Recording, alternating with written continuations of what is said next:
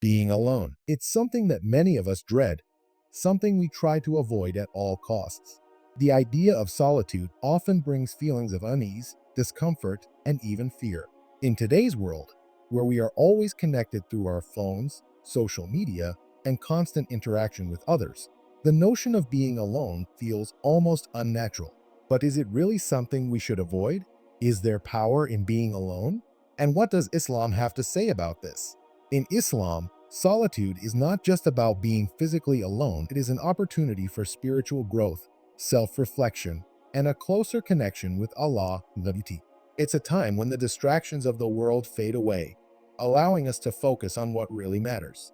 The question is, how can we embrace this solitude in a way that benefits us and strengthens our relationship with Allah? The hidden blessings of solitude. There is a profound beauty in being alone, especially when it is approached with the right mindset. Solitude allows us to disconnect from the noise of the world, giving us the space to reflect on our lives, our actions, and our purpose. It offers an opportunity to engage in deep introspection, something that can be difficult to do when surrounded by the hustle and bustle of daily life. The concept of being alone in the Islamic tradition has always held significant value. From the time of the Prophet Muhammad, PBUH, to the lives of the Sahaba, companions, moments of solitude were used to deepen the connection with Allah and to reflect on the purpose of life. In the Quran, Allah reminds us, "And we have already sent messengers before you, O Muhammad, and made for them wives and descendants. And it was not for any messenger to bring a sign except by the permission of Allah." Quran 13:38. This verse highlights that even the prophets, who had families and followers, experienced moments of solitude. These moments were not times of abandonment or loneliness, but rather moments of reflection, purification, and connection with Allah. The prophetic example of solitude, the life of Prophet Muhammad, PBUH, serves as a powerful example of how solitude can lead to spiritual elevation. The Prophet frequently sought solitude, particularly during the early days of his mission, when he retreated to the cave of Hira. This period of isolation was not a time of depression or withdrawal, but rather, it was a time of profound contemplation, introspection, and connection with Allah. It was during one of these solitary moments in the cave that the first revelation of the Quran was sent down to Prophet Muhammad, PBUH, a moment that changed the course of history. Allah chose a quiet moment of solitude to deliver his message, teaching us the importance of reflection and connection with the divine. This moment illustrates that solitude, when embraced correctly, can open doors to profound spiritual experiences. Moreover, in the Quran, Allah mentions the special relationship he has with those who choose solitude for the purpose of seeking his pleasure. There are men whom neither commerce nor sale distracts from the remembrance of Allah, nor from prayer, nor from giving zakah. Quran 24:37. Here, the emphasis is on individuals who, even amidst their worldly duties, prioritize their connection with Allah through reflection, prayer, and worship, often in solitude. Solitude as a source of spiritual growth in Islam. Solitude is seen not as a curse, but as a blessing. It is a time to grow spiritually, to reconnect with Allah, and to strengthen our faith. The Prophet Muhammad, PBUH, often sought solitude, particularly in the cave of Hira. During these moments of seclusion, he would engage in deep contemplation, reflecting on the meaning of life, the nature of existence, and the Creator. One of the great benefits of solitude is the ability to engage in spiritual practices that require focus and devotion. Acts of worship such as performing the night prayer, tahajjud, engaging in dhikr, remembrance of Allah, and reciting the Quran are often more profound when done in the quiet, undistracted space of solitude. The Prophet, PBUH, said, "The closest that a servant comes to their Lord is when they are prostrating." Sahih Muslim. This indicates that the act of prostration, a moment of complete submission to Allah, becomes even more intimate and powerful when performed in solitude. The serenity of being alone allows us to pour our hearts out in prayer, to reflect on our shortcomings, and to seek Allah's forgiveness. Solitude becomes an opportunity to purify the soul, free from distractions and worldly matters. It is through this process that we come closer to Allah, recognizing our dependence on Him and seeking His mercy and guidance. Solitude, a time for personal introspection. One of the most significant aspects of solitude is the time it gives us for introspection. In a world filled with constant stimulation, it is easy to forget to pause and reflect on our lives. Solitude provides the perfect environment for self-reflection, allowing us to ask the important questions about our purpose, our actions, and our relationship with Allah. The Quran encourages us to reflect on our own lives and to evaluate our behavior. Allah says, "Do they not reflect upon themselves?" Quran 47:24. The act of introspection is essential for spiritual growth, as it helps us identify areas of our lives that need improvement. Solitude offers a unique opportunity to confront our weaknesses, acknowledge our mistakes, and make a conscious effort to correct them. When we are alone, we can evaluate the sincerity of our intentions, our level of commitment to our faith, and our willingness to strive for righteousness. The Prophet Muhammad, peace be with him, said, "A believer is the mirror of another believer." Sunan Abu Dawud. Solitude acts as a mirror, allowing us to examine ourselves without the influence of others or external distractions. It is a time to be honest with ourselves, to hold ourselves accountable, and to seek Allah's guidance. Solitude versus loneliness. Understanding the difference, while solitude can be a powerful tool for self-growth, it is important to distinguish between being alone and feeling lonely.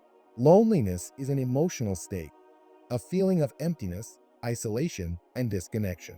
It can lead to feelings of sadness and despair, especially when one feels abandoned or disconnected from the world. On the other hand, solitude is a conscious choice to be alone, a time for reflection, worship, and connection with Allah.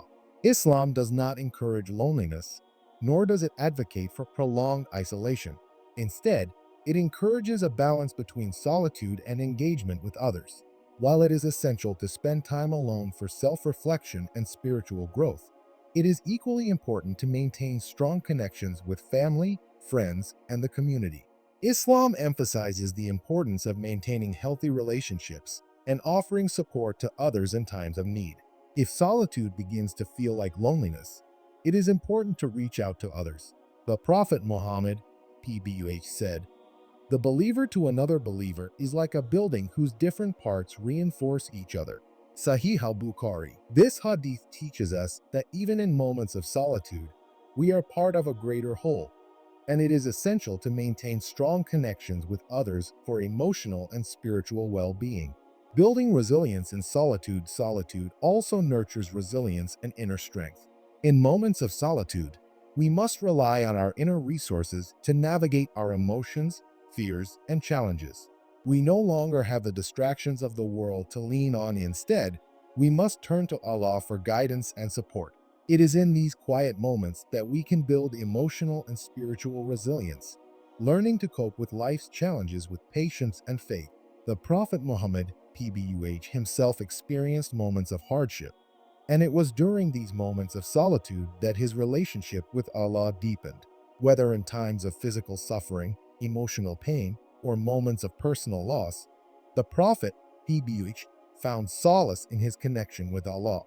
His trust in Allah grew stronger in times of solitude, and he emerged from these moments more resilient and determined to fulfill his mission.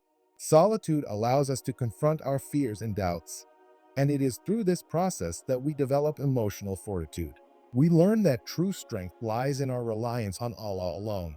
It is during moments of solitude that we find the courage to overcome our challenges, knowing that Allah is always there to support us. Solitude, a reminder of the hereafter. In the stillness of solitude, we are reminded of the fleeting nature of this world. The distractions and worries that consume us daily fade into the background, allowing us to focus on what truly matters. Solitude provides a space for us to remember that this life is temporary, and our ultimate goal is to attain success in the hereafter. Allah says in the Quran, "And what is with you is perishing, and what is with Allah is lasting." Quran 16:96. This verse reminds us that the trials and tribulations of this world are temporary, and it is the reward in the hereafter that is everlasting. In solitude, we gain perspective and clarity.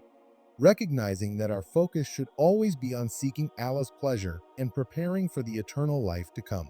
Solitude, an invitation to draw closer to Allah. One of the most beautiful aspects of solitude in Islam is that it invites us to draw closer to Allah. In the quiet moments of being alone, we have the opportunity to engage in acts of worship, prayer, and remembrance. These moments allow us to strengthen our connection with the Creator, seeking His forgiveness, mercy, and guidance. The Prophet Muhammad, PBUH, said, "In the solitude of your heart, let your love for Allah be your constant companion."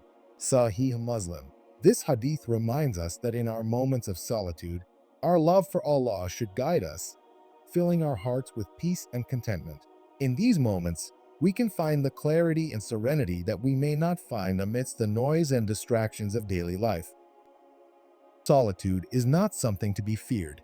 It is an opportunity to connect with Allah, to reflect on our lives, and to strengthen our spiritual resilience. In Islam, solitude is not a punishment, but a blessing, a time for growth, self-reflection, and connection with our Creator.